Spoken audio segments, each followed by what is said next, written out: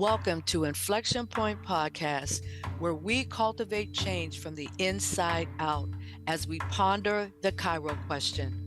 Will Cairo have to protest in his lifetime for the birthright to freely and peacefully exist in the skin in which he was born? We stand on the belief that dismantling racism goes beyond laws and legislation or politics and economics. Here, anti-racism activation is presented as an inside job where personal transformation and accountability impact social change. So take a seat at the anti-racism activation table with Inflection Point Podcast.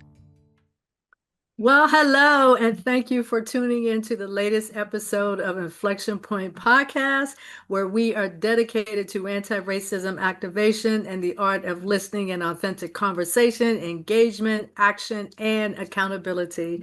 I am your host, Anita Russell, and here's a quick hello from co-hosts Mavis Bauman and Gail Hunter. Hey, everybody, I'm Mavis Bauman. Welcome. I'm Gail Hunter, and welcome. So our theme for 2025 has been community engagement and the grassroots of change. So throughout the year, we have been exploring stories and strategies and successes of community-driven movements that are in fact making a difference. So episodes have focused on theory, practice, allowing our audience to gain some insights that they can apply in their real-world community engagement efforts. So in this episode, we are focused on socioeconomics and the mental health connection with our guest, Coach Ed Bradley. So Ed, thank you so much for being here. Thank you for having me. Oh, yeah, absolutely. So I'm just going to get the conversation started by reading a bit of his bio, and then we'll just kind of hear a little bit of his personal journey as well. With over 20 years of experience in coaching, education, and leadership development, Coach Ed Bradley brings a unique blend of mentorship, empathy, and strategic insight to his work as a transitional life coach.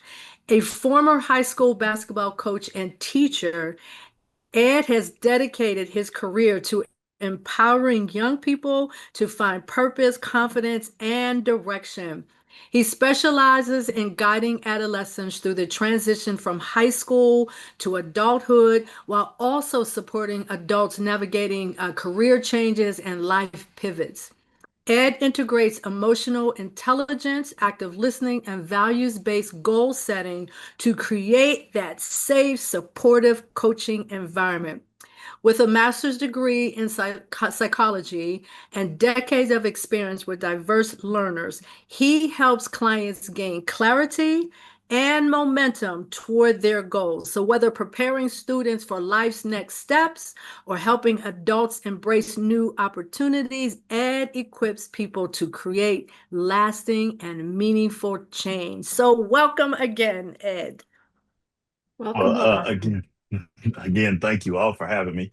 I think it's number one that this podcast touches on a very important subject, anti-racism, and then of course the idea of community engagement, which I think is very important. There's not enough of it in our country today, and so the opportunity to come in and be a part of the conversation is very important to me.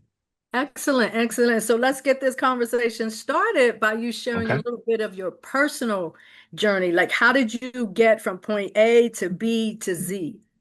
Okay.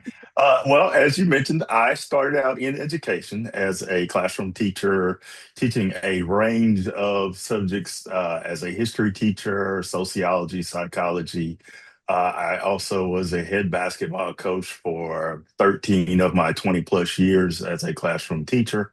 During that time, and I tell people all the time, so much of my job as an educator goes beyond just being a teacher and a coach. It's about building relationships. And those relationships really kind of moved me beyond just teaching X's and O's, teaching history and those things in that respect. So as much as I enjoyed what I was doing, I think around the time COVID hit, is when I kind of experienced a little bit of a shift. What I started noticing is dealing with our students is realizing, number one, how much they needed me beyond just what I was teaching from textbooks and what I was teaching them as far as our curriculum was concerned, how much information they needed from me about real life beyond the classroom, and how important it was that myself and other educators were there for them. You don't realize how many students need school, not just for their education, but as an escape from real life. Right. And so COVID was a real eye opener for me.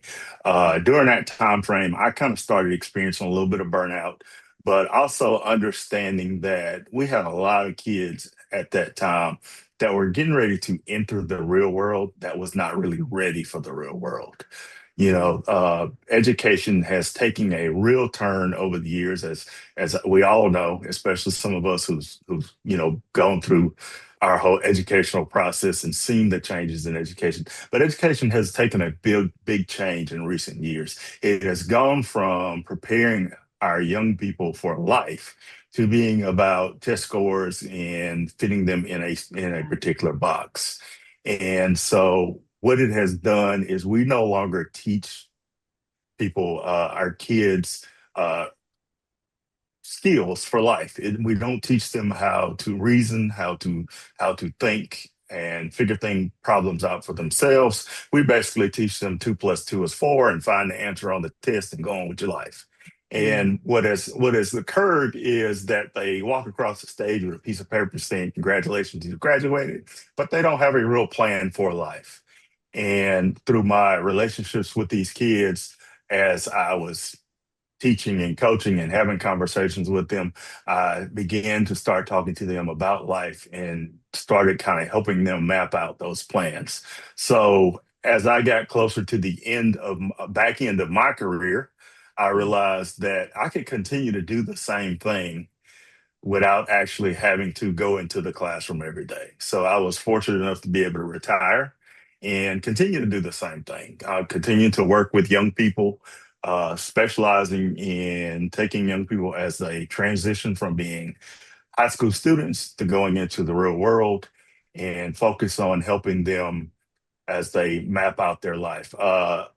One of the issue I think with education is that we find is it's kind of one size fits all. We think everybody's going to college, everybody's getting a college degree. And in reality, that's not life. Everybody's not getting a college degree.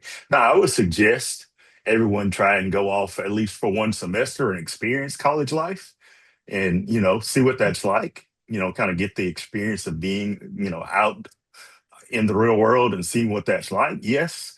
But in reality, everybody's not going to college. Everybody's not getting a college degree. Everybody doesn't necessarily need a college degree. The experience is great, but there are other things and there are other jobs. There's other careers in the world where we need those people, and with those, our kids need to be prepared to do those jobs. So, being able to help our students to prepare themselves for real life has become my calling. In all honesty, it's always been my calling. Even though I was a classroom teacher, a coach, I've always done this. So, there's really been no change. Right. So I actually have a question. Sure. Based on everything that you just shared, were there any specific things that happened in your own childhood that were kind of like incidents or memories that kind of helped to move you along the path that you're on today? I'm always interested in like, what are those sort of milestone life journey lessons that people learn along the way before they even get to that place of adulthood that kind of moves them in a particular direction. It's like, where did the fire come from? Right. Yeah, absolutely. That's a good way of looking at it. Yes. Well, so I started out in high school. I was a high school basketball, football player, and I loved sports. I still love sports. Actually, once I retired, my wife and I actually we have season tickets to the New Orleans Pelicans. So I started out, just because I enjoy going to basketball games. But I started out as a basketball player. Loved the game of basketball. I wanted to. I had this dream of I was going to be this big time college basketball coach. I was going to be the next Mike Krzyzewski or Coach K. I don't know if anybody knows anything about college basketball. Coach K was like, one of the greatest to ever coach the game of basketball. Any of your listeners have connections to Coach K. I never got to meet him. So if you have any connections and want to set that up, I'll still be happy to meet him. So anybody can do that. I'd be more than happy to do that. But I wanted to be this big time college basketball coach, right? But I knew that, I was never going to be good enough to play college basketball. But my high school coach, who I am still very close to today, saw something in me and knew that I wanted to coach basketball and encouraged me to be a basketball coach. He understood that I thought the game. Like, he knew as a player that I wasn't the most athletic player on the floor, but I was probably the smartest player on the floor. Like, I could make plays because I outthought people. Wow. And so he encouraged me. And even to the point that he made phone calls and helped me get a scholarship as a basketball manager. So I went to college as a basketball manager because my high school coach called around and helped me get a scholarship to do so. And even when I would come home from college, he put it on the, when we'd come home for games and things like that, he made it so I could get in the games for free as a student assistant coach. I'd sit on the bench and help coach the players and come to practice and things like that. So he was very encouraging with those type of things. So that's kind of started me on my path. And also my parents were very encouraging. Once I told, I was fortunate that my aunt and uncle raised me. I lost my mother when I was 4. And my aunt and uncle took me in, raised me like their own. So they had 3 daughters who, although my cousins, they're still my sisters. And so once my uncle found out that I wanted to be a coach, I mean, he encouraged me. He actually went and bought me a whistle, signed me up to be to coach youth league basketball. And he didn't know a whole lot about basketball, but we both coached youth league basketball. So I was over there coaching, like 4th grade girls basketball, just, because he's like, hey, you want to coach basketball? Let's go do it. So I was, I broke my ankle in my junior year in high school, so I couldn't play. And he was like, well, if you're not playing, you might as well start coaching. So he signed me up to coach youth league basketball. So we were both coaching youth league basketball. So my parents and my high school coach were very supportive and pushed me in that direction. One other thing, and this wasn't in my youth, but the switch came because of, as I mentioned, I ended up being a high school coach. Once I graduated from college, I was coaching at Jones County Community College. And we offered a scholarship to a young man. His parents asked me to be at his signing party. They were having a big thing where they, at the school where he was signing his scholarship. They had invited a bunch of people to be there, the media, the whole deal. So they asked me, would I come? Would I bring the paperwork so he could sign and all that kind of stuff? So I was there, and watching him sign his paperwork with his coach there, it kind of hit me how much it impacted him in his life that his high school coach was there. And I guess it kind of struck me because I knew what my high school coach had done for me and the impact that his high school coach had on helping him to further his dream of playing college basketball, and how my coach had helped me to go on and get my college degree by getting a scholarship in college. And it kind of made me realize, like, hey, I can have a much bigger impact and touch more lives as a high school coach than I can as a college coach. Like, I could do more if I was on the other side of this table as a high school coach than I can as the guy bringing this piece of paper. And so my dreams changed. So I went from wanting to be Coach K to being regular old high school coach. And so that's where things changed. And in reality, it did change because as a high school coach, what I think if you talk to any of the administrators of the schools that I've worked at, I think they'll tell you that my biggest impact wasn't just in the gym as the basketball coach. I think it was on campus for all students, because it was not unusual for a student to come to me who was not a basketball player, who was not in my class, to come talk to me about something because they were told by another student, oh, you have this problem, you should go talk to Coach Bradley because he'll help you. You had a reputation. Yes. And I, that to me was probably my biggest source of pride in any game we ever won, any district championship, any playing for a state championship, any of those things. The fact that it was known amongst our students on campus that you can go talk to Coach Bradley, even though you've never been in his class, even though you're not an athlete, go talk to Coach Bradley because he's going to help you. And, that, and even my wife now she jokes about it now, but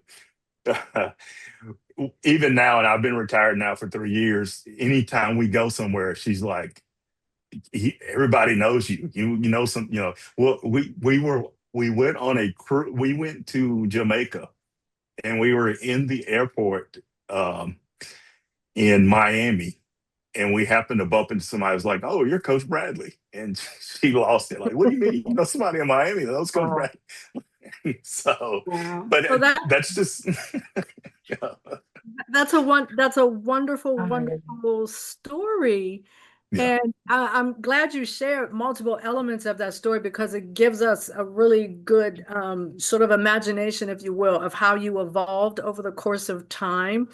One of the things that you talked about when we did our meet and greet was this idea of working across socioeconomic backgrounds. And I think when you're working with students that are like junior high, high school, that is probably even more important than, when they're later on, they're older in their life and all of that, and just kind of laying that groundwork. And one of the things that, as you were talking, it made me think about my own two daughters when they were in high school. One of them was like, I'm going to college. She already knew when she was 14 that she was going to a HBCU. She already knew she was going to Howard and all of that. Whereas my other daughter was a little bit like, well, I'm not really sure I want to go to college. And so when I look at the work that you do, and I'd like you to really, really talk about this, and when you think about kids not necessarily all wanting to go to college, but that doesn't mean they don't want to do anything. And so, because not everybody's going to go to college, but everybody's going to experience life. Right. And have to work. Right. Yes. Exactly. Yes. Exactly. So if you could talk a little bit from that aspect of those different socioeconomic backgrounds and having those types of conversations, especially with people like, well, I don't think I want to go to college. So what else can I do? Because I know I have to live. I'm going to want to buy a car. I want to buy all these things. What else can I do? Yeah. So I think that it kind of goes to one of the things that we kind of talked. I think I mentioned this quote the other day when we initially spoke. But there's a quote that says that teachers are being blamed for breaking a system that they didn't create. And what it means is that they're unfairly blamed for problems that are systematic. They're working in a system that's shaped by policy designs, policy decisions by politicians, economics, and inequalities that go back generations, that have absolutely nothing to do with education, with educating our youth, right? A lot of what goes into how good your school is, or how good the educational system is in your state, in your community, is a big part of your tax base. That has absolutely nothing to do with how good the teachers are. If you have a strong tax base, which means they're able to put more money in the schools in which your children are going to school, then they're going to have more resources. They're going to have better access to things that other schools don't have. And that makes a huge difference with their schools and how effective those schools are going to be. It is no secret that typically schools, states who spend more money per student, are more successful academically. There's no secret in that. And it here I'm here in the state of Mississippi, and we went from being dead last in many metrics educationally to recently the latest report card came out, and I think we have gone from dead last to almost 16th, which is a huge jump in recent years, and that is a huge testament to the hard work of our teachers and the educational system here in Mississippi and how hard they've worked, and also the fact that in recent years we've made a better effort to actually invest in our public school system. But there's more resources actually going into the school system. And that brings us to another conversation that I'm sure we'll have later on, where there is some inequalities there. Where I'm based in the school districts that I was fortunate to work in, the tax base was much better. So we had more resources. So those districts were, much further ahead of the other districts. So I'm on the Mississippi Gulf Coast. We have a much stronger tax base. Most of the schools on the Gulf Coast are typically ranked in the top 10 academically. Right? Even the cities that are not as well off are still ranked in the top 10 academically because we have a stronger tax base. If I lived in the Mississippi Delta, where there is hardly any tax base whatsoever, those school districts are ranked in the lower tier. And it all goes back to a lack of tax base, a lack of resources. One of the school districts that I worked in, and it was one of the best. And for a couple of reasons. Number one, leadership in that district. Every time we had in-service and we did things with our teachers, I love the fact, especially when I first got there, our superintendent, his motto was always do what's best for the kids. And I absolutely love that. He was like, I don't really care about test scores. We're going to do what's best for our kids. And I love that. But one of the things that was amazing was when I got there, and this was prior to COVID, every student at the high school level had a MacBook that was issued by the school district. The school district gave every student a MacBook. Every class, those students had access to Canvas. So all of our classes were on Canvas. So, which was great for me being a coach because I had limited planning time, so I could use that technology. So when COVID hit and everybody was sent home and we had to switch over to technology and everything became technology based, Madison County was ahead of the curve. We were already doing those things. Now imagine in a place like the Delta where most households didn't even have access to the internet. And now they're trying to figure out, okay, how do we send these kids home and continue to educate them? Imagine how far behind they were compared to a school district where our kids already had a MacBook issued by the school. Oh, wow. That's and MacBook, no less. Right, a MacBook on top of that, and not only had we been issuing these, they had been doing it for almost 5 years prior to COVID. They had a grant in place, and the school district had the money to make up the difference to ensure that every high school student had a MacBook and had access to that MacBook. And now, were there some kids in the district who did not have access to the internet? Yes. But the district again had enough resources, so they were able to give out the I forget what they're called, the private deals with the hotspots. So right, yes. Exactly. So they're able to so they were able to, those who did not have access to the internet when this hit, let the school know, come up, we can issue you a hotspot. You can use that. Or there are other, and if you can't do that, Madison County at this, we have areas where you have access to free internet.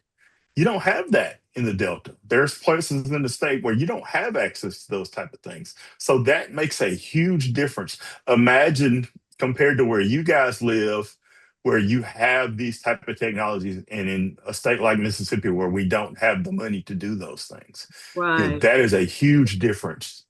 Absolutely. As far as education is concerned. Absolutely. Digital redlining, don't they call it? Where you just Yes. It is a form of redlining. Yes. Yeah, Yes. exactly. And it's interesting, like when I think back on so many different things that we've talked about over the course of this year, one of them being redlining and, having these covenants and things like that, restricting who can buy property where Mhm. and all of that. It's no wonder our Yeah. schools are in the situation that they are in. It's just a reflection of those It's a reflection. decisions at a high That were level. made. Yeah. Absolutely. Whew. Absolutely. Wow. So I feel like as we are winding down this year and thinking about what are we going to talk about next year, we have so much stuff that needs to be done. There's just Yes. so much So stuff. much.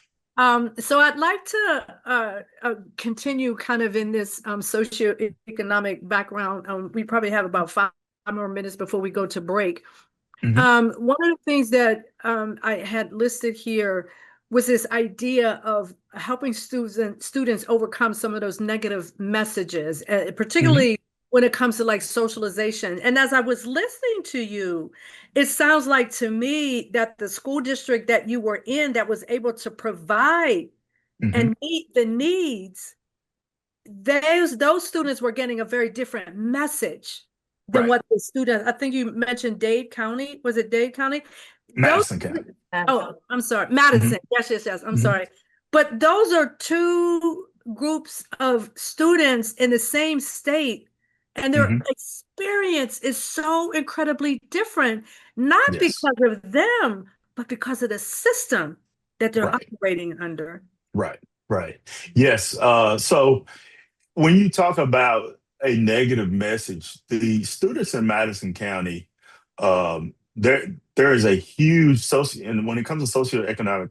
So my first year in Madison County, it was such a huge thing. When I got the job there, that first week we had a football game. I'm a head boys basketball coach.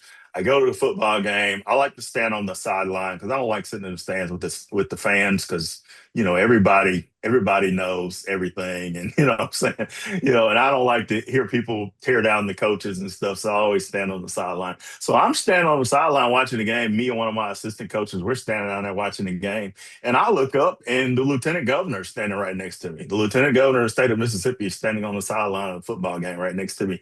And I asked my sister, like, "Hey, is that the lieutenant governor?" He's like, "Yeah." He said, "His grandson's on the team. He's like his grandson goes to school at our high school, and he's on the team. He's playing." So just to give you an idea of the difference in social when we talk about socioeconomic in our district at that time, I was coaching at Germantown High School in Madison, Mississippi. At the time, our lieutenant governor of the state of Mississippi's grandson was on our football team. But also, I had some students whose family literally could not afford basic necessities in some cases. When it was time to pay for certain things, many times some of our coaches would get together and help pay for it for them. So, we're talking a huge difference. Some of the you know, most some of the wealthiest people in the state of Mississippi lives in Madison County, but also some of the poorest lives in Madison County. The one thing I will say is typically the community is very supportive of the schools. And so they do a good job of helping those who are less fortunate. I will say that they are very good about that. So it was never a time where some of my less fortunate athletes were left out. And so when we talk about negative messages and those experiences, I will say, comparing, say, Madison County to those Delta schools, there was definitely a different message because going to Germantown, my kids understood that their not having things was not going to keep them from being successful. Amen. There was always going to be something, a way for them to move forward, as opposed to in the Delta where basically they probably didn't see anyone have anything. No You know what I'm role saying? models either, Yeah. right? There was nobody, where my kids saw the lieutenant governor walking on the field, these kids never saw that, in the Delta. They were never going to see anybody in the state government at their games. They were, and I think that goes a long way because the majority of those kids probably didn't have relatives who are going to college, who are encouraging them that, hey, you can go to college, you can do these things, and that is a huge thing when you don't see those things. Right. Yeah. So this is a perfect moment to take a short break.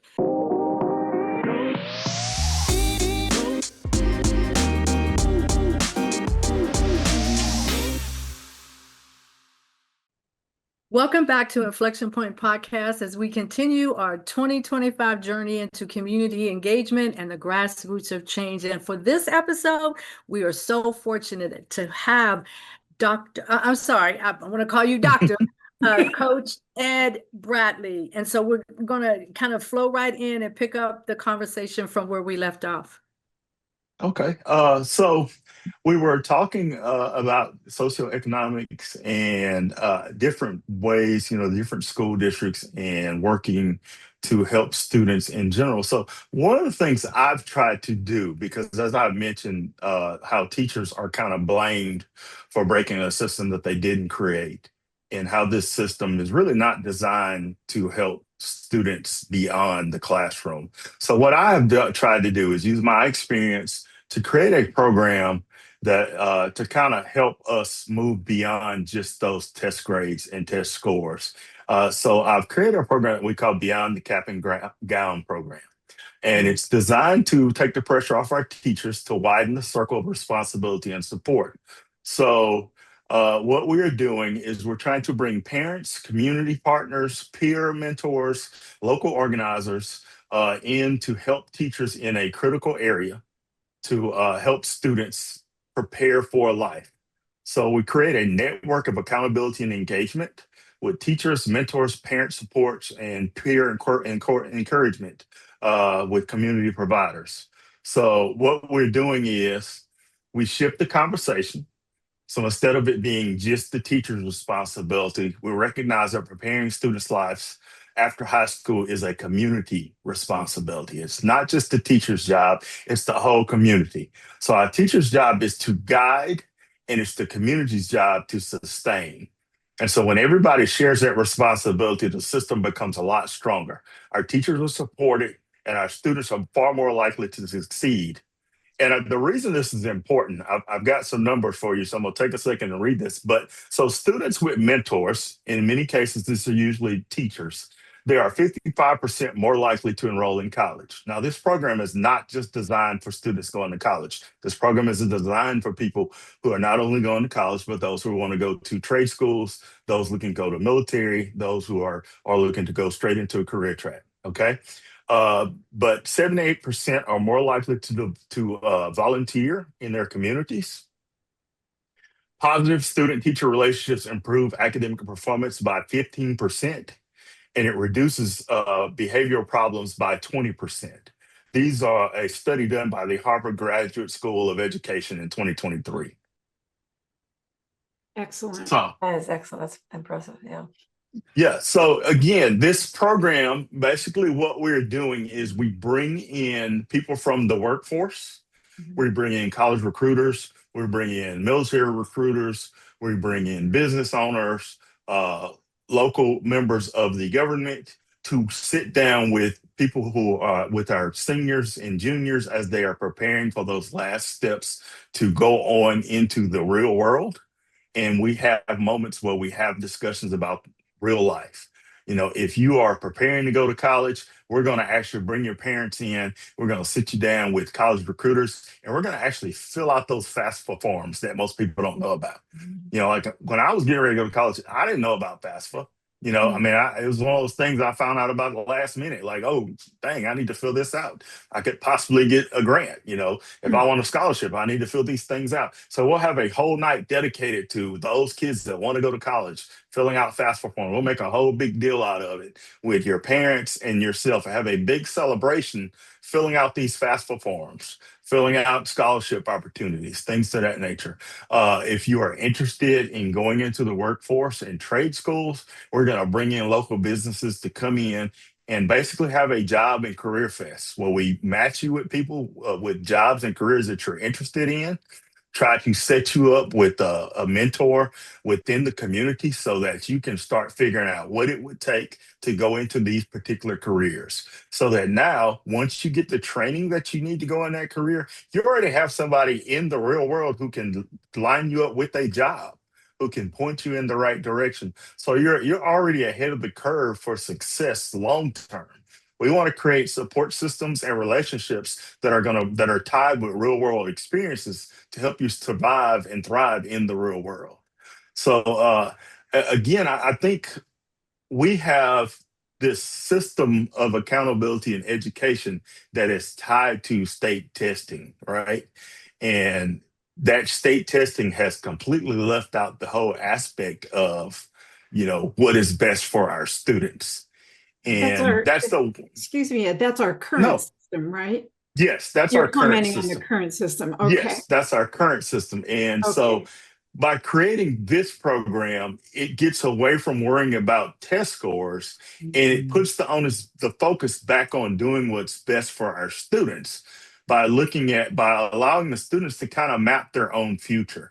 Instead of focusing on their test scores, let's focus on what Yeah. you want to do in your future and find the best path forward so that we can ensure that you're going to be successful, not based on some arbitrary test score, but based on what your actual interests are, and how do we allow you to be successful doing that? You also create a networking system, Yes. right? And create Yes. that for anybody that's worth, I can't even imagine what that's worth, but it's going to lead to success for them because then they have a sense not just of where I want to go, what I want to do, but I know somebody, right? Yes. I know somebody I Yes. can talk to who I've already talked to. And I mean, that's enormous. Yes. For success, Yes. how this is going to be successful. Yeah. Yeah, excuse me, Gail. And then there are going to be people like you in the crowd seeing the light, the specific light of different kids and saying, I see something in that kid. I'd like him to come to my shop, whatever. Right. So that to Right. me is so personalized, right? Absolutely. Yes. Different than a standardized test. We're talking something that's very individual. Well, and Go ahead, Gail. I'm sorry to interrupt you see the light in these kids, and I think you've always seen the light in these kids. And so from what Mavis was saying, that you then are helping the others around you that you bring into this system to be able to see that same light in those kids. And Exactly. And that's incredible gift.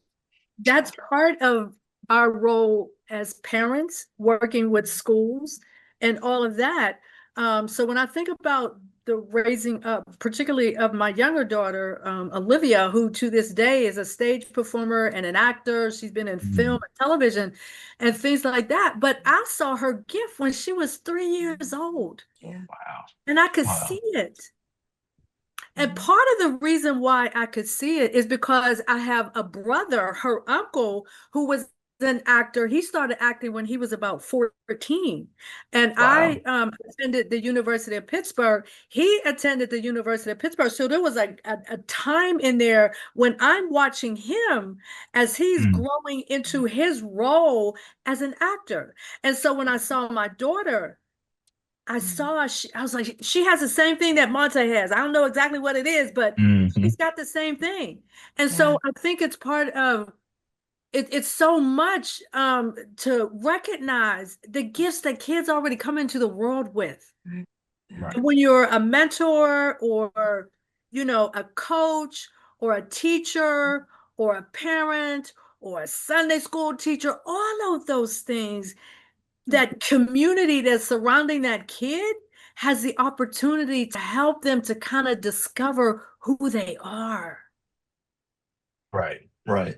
And this program, kind of as you mentioned, so it kind of builds on my high school coach saw something in me as a player when I said I wanted to be a coach, and he did what he could to help me get a scholarship to go on and become a coach. He introduced me to some college coaches who, I started out as a basketball manager. I work with those coaches. I'm still close to those coaches today.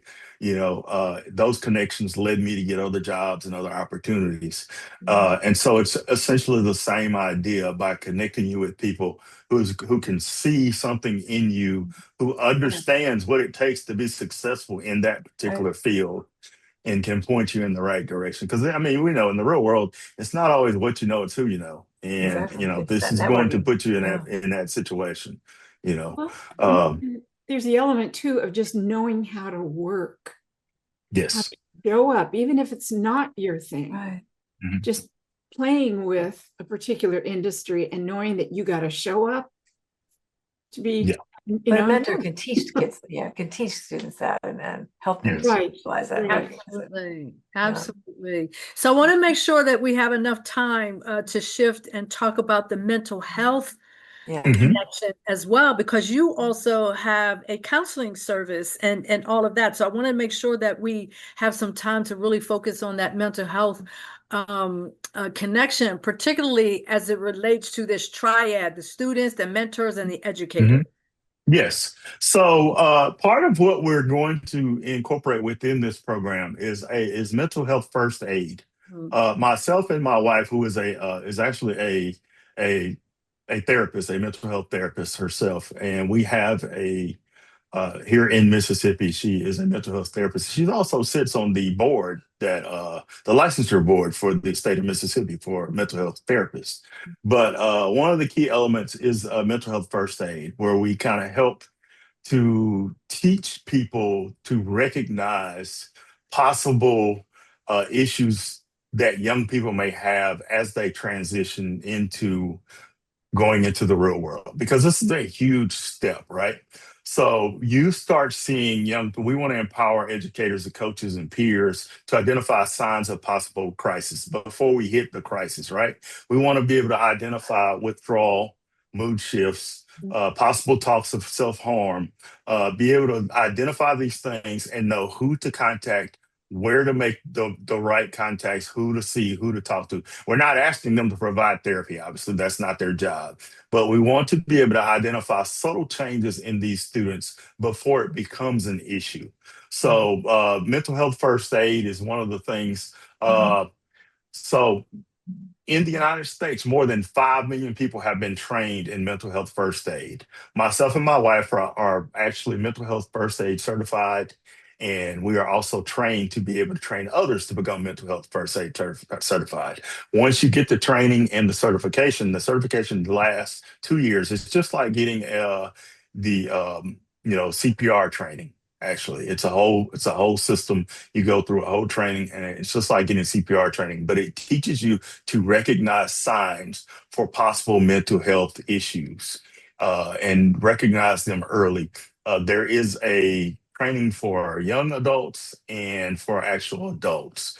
And so we want to incorporate that within our program so that teachers and coaches, I think it's important that all school districts have some type of training for teachers and staff who are around our kids to recognize these things, simply because there are so many things that our students are, come across these days that have an impact on their mental health. And so to be able to recognize changes, I'll tell you a story for me personally, and it has sat with me, and I'm gonna try to say it without getting too emotional. But so one of the last years of my career, I was sitting in the gym. This was Thanksgiving break, and one of the students who was not in my class, actually, was not in my class, wasn't an athlete, but he would always come to the gym during the day before he'd leave campus and just kind of speak. He'd come in, kind of have a little conversation with me. And other than that, I really didn't know him. He just come, hey coach, how's it going? We talk a little bit. And he was a senior, so he'd have early dismissal. But he'd always come in, we'd talk a little bit, and then he'd leave. I think he kind of had a crush on one of the girls in my class, in my PE class. But he'd make it a point to come talk to me. But anyway, it was Thanksgiving break. He was getting ready to leave for the break. And he came in and he said, Coach, I just came to say goodbye.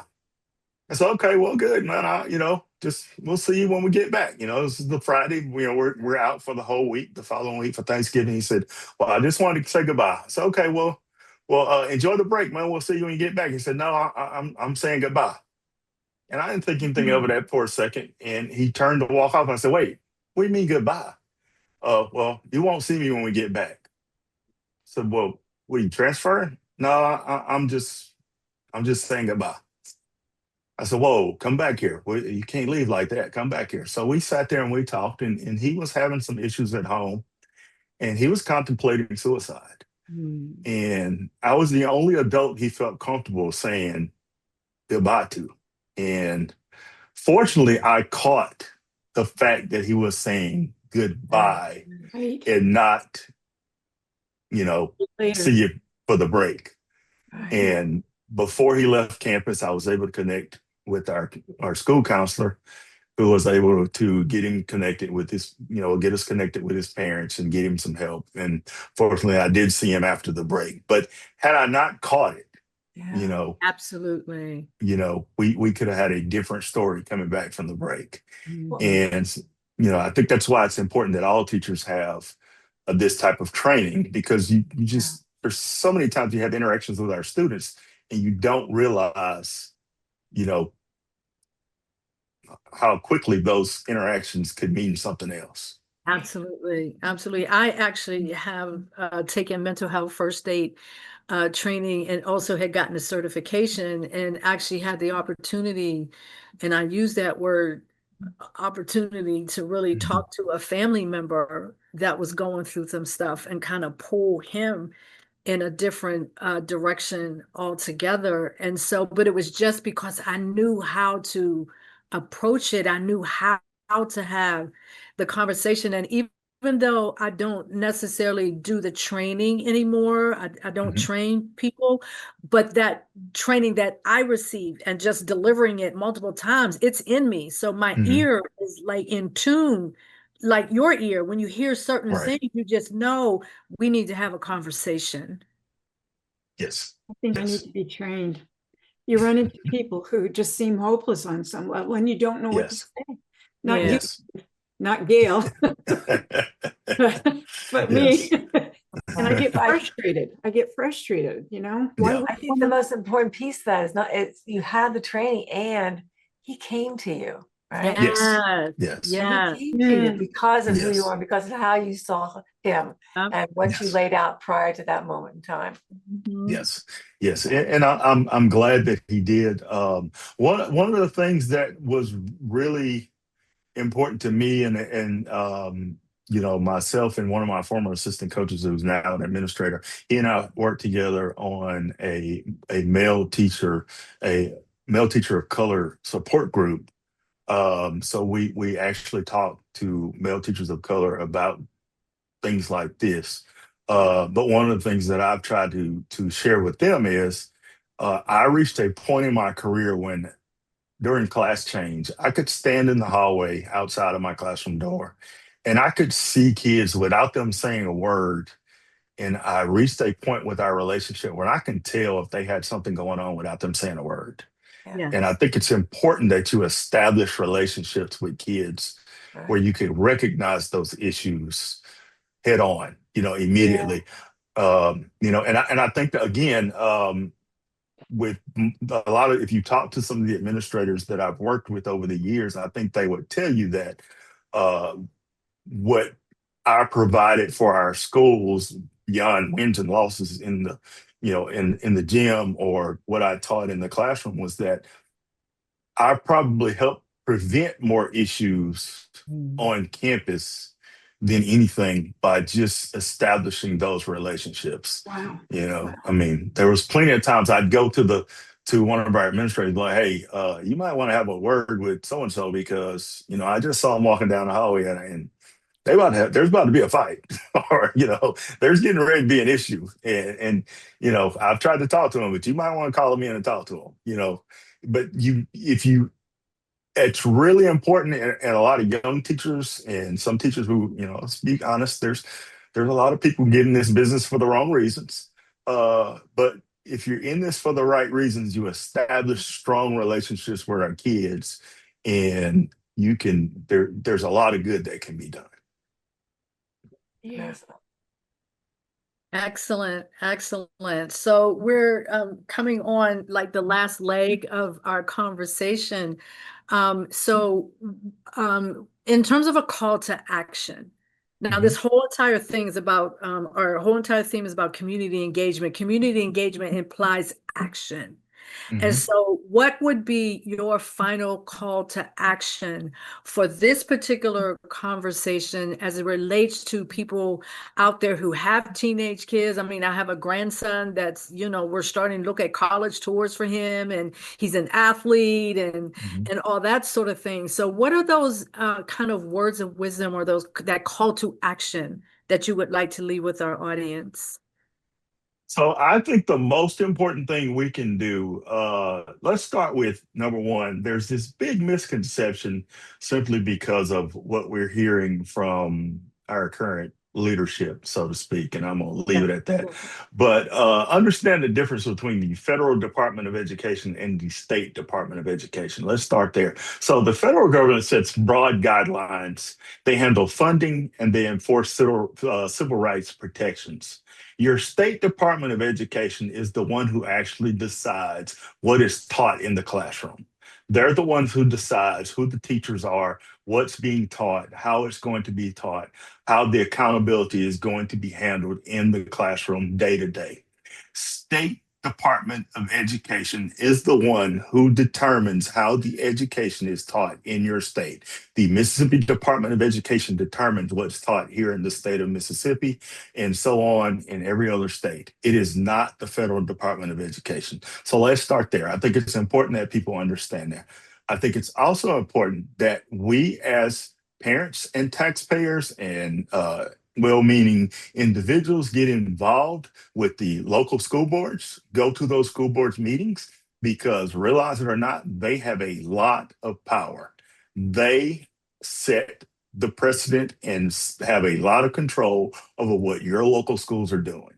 What happens in the classrooms with what your kids are being taught and what they learn, a lot of that is set by those school board members. And the crazy thing about it, I don't know in other states, but I know here in Mississippi, there's not a lot of requirements other than in most cases to be elected to be on the school board here in Mississippi. So, I mean, if I want, of course I have a master's degree and I'm working on a few others, but, if I wanted to be on a local school board, all I have to do is run. I don't even have to have a high school diploma, but yet I could sit on a school board and determine what needs to be done for other people to get a high school diploma. So I think it's very important that we go and we sit in on these meetings and we learn what these people are doing and what decisions are being made. Also volunteer, Yes. go and help our schools. Before we blame the teachers and the schools for what they are and are not doing, learn what they're being asked to do, and then go in and volunteer. You don't need the program that I'm developing to do those things. Go ask the principals, ask them, what do you need? What can I do for you? Again, I go back to where I worked in Madison County. They were great about volunteering and helping. I never had a problem with asking a parent to do something. It always got done. So volunteer, help, do it. Excellent. Unfortunately, we're out of time. I could continue to talk with you for hours probably, but we don't have hours. So thank you so much, Coach Ed, for being here and sharing your experiences and all of that. So at this point, I'd like to leave our audience with this closing quote from President Barack Obama. All of us share this world for but a brief moment in time. The question is whether we spend that time focused on what pushes us apart, or whether we commit ourselves to an effort, a sustained effort to find common ground, to focus on the future that we seek for our children, and to respect the dignity of all human beings. So for those of you who are listening, I thank you for joining us for this episode. I'm so incredibly grateful to Coach Ed Bradley for coming here and sharing his absolute wisdom. You can join the conversation with our private Facebook page under the podcast name InflexionPoint Podcast, and let us know where you stand. And we are here every first and third Wednesday of the month on Transformation Talk Radio. So we will see you at the next episode. Thank you for listening to Inflection Point Podcast, where our mantra is cultivating change from the inside out. The journey towards anti-racism and social change doesn't stop here. Truth, reconciliation, and healing come from ongoing, open, honest, and deliberate conversations. Continue to dive in and deconstruct your thoughts, ideas, and beliefs as we band together to manifest social change. Tune in to Inflection Point Podcast every first and third Wednesday at 3 p.m. Pacific, 6 p.m. Eastern, here on TransformationTalkRadio.com for more conversations about how we can cultivate change from the inside out.